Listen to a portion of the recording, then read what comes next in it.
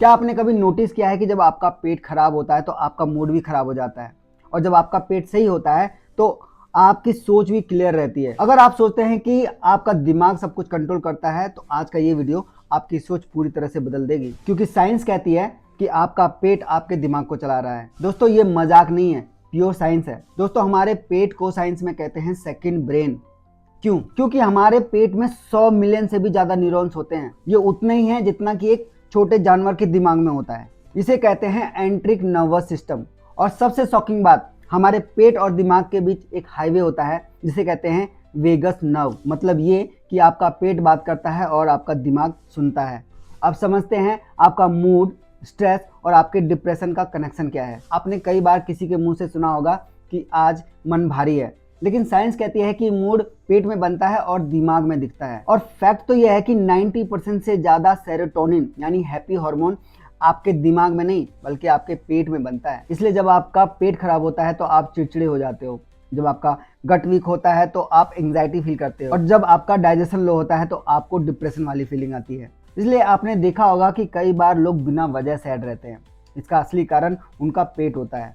चलिए अब समझते हैं कि आज की डेट में हर एक दूसरा इंसान मेंटली डिस्टर्ब क्यों है, और इसका जवाब है process food, junk food, sugar overload and irregular eating. ये सब आपके गट बैक्टीरिया को मारते हैं।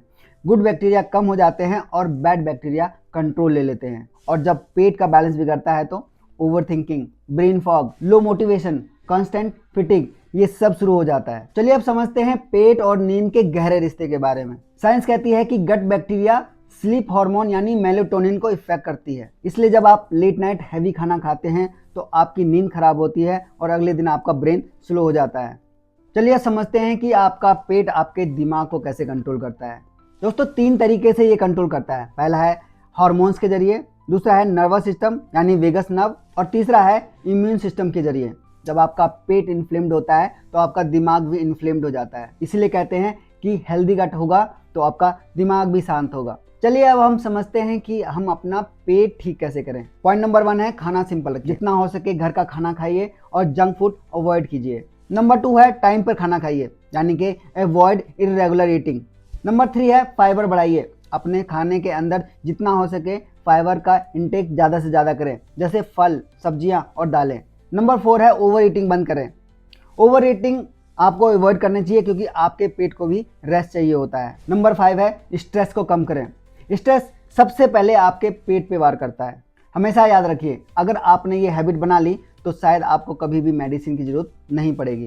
दोस्तों, आज लोग कहते हैं कि मेरा दिमाग मेरा साथ नहीं दे रहा, बट सच तो ये है कि हमारा पेट हमसे नाराज है। हम पेट को इग्नोर करते हैं और दिमाग से परफॉर्मेंस चाहते हैं। ये कोई फेयर डील नहीं है।